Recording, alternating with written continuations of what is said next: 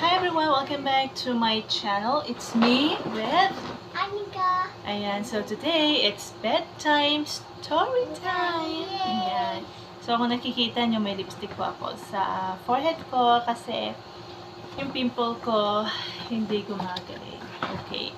So before matulog ay si Anika nag-asked for history from her book na My Bible Friends, which is the book number 7, entitled Esther the Brave Queen. Hadassah was an orphan girl. She sat alone on the doorstep of her empty house.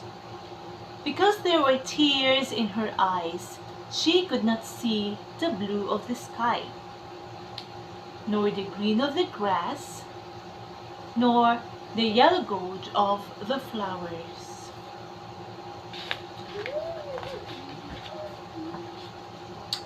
Mordecai, Hadassah's cousin, came to her house. "Come, Hadassah," he said. "Come live at my home." Hadassah gathered up her clothes and tied them into bundles. She was pleased to be going with cousin Mordecai to live with his family in the town of Shushan. Mordecai and Hadassah walked along the dusty road. Hadassah's sandals made small footprints in the dust. Mordecai's sandals made very large footprints. Now Hadassah could see the blue of the sky, the green of the grass, and the yellow gold of the flowers, because no longer were there tears in her eyes.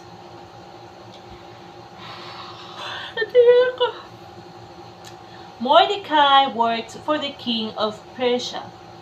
Every day he sat at the gate of the king's palace and answered the questions of the people who came asking for help.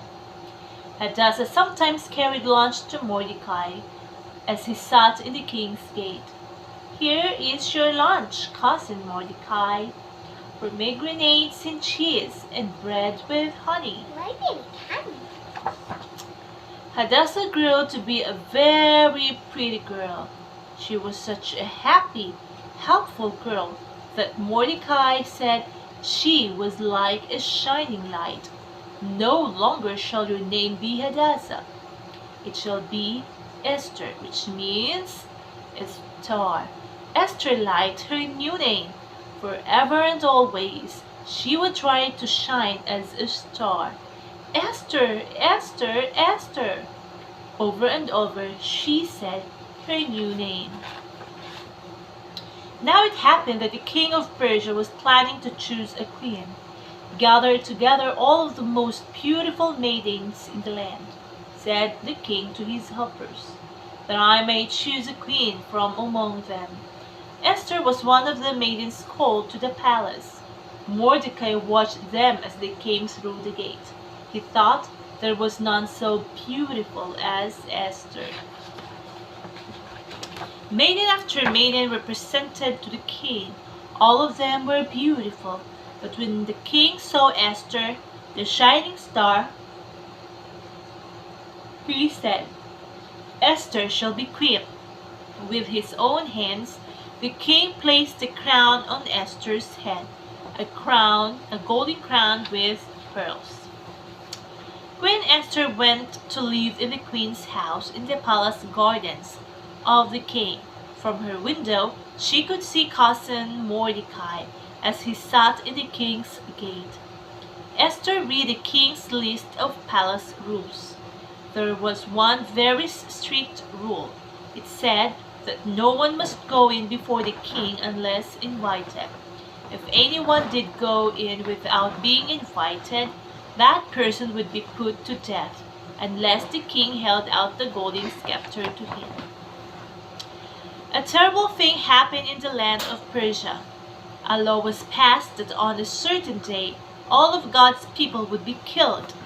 Mordecai sent a messenger to Queen Esther telling her, "You must go in before the king. and ask that God's people be saved. I dare not go before the king unless I'm invited, said Esther. If the king should not hold out the golden scepter to me, I would be put to death.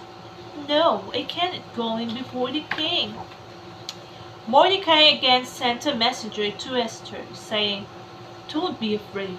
Maybe God has let you be queen for such a time as this.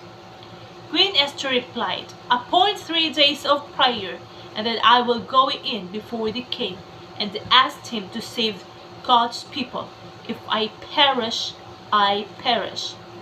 Esther and her maids prayed in the queen's house. Mordecai and his friends prayed in his house.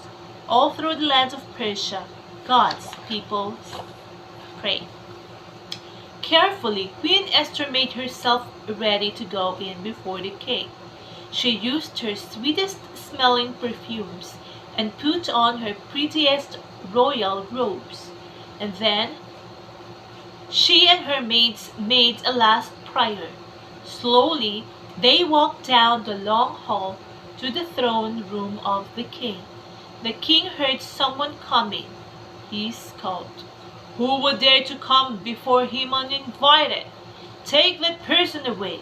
He was about to say when he saw that it was lovely Queen Esther who had come to see him.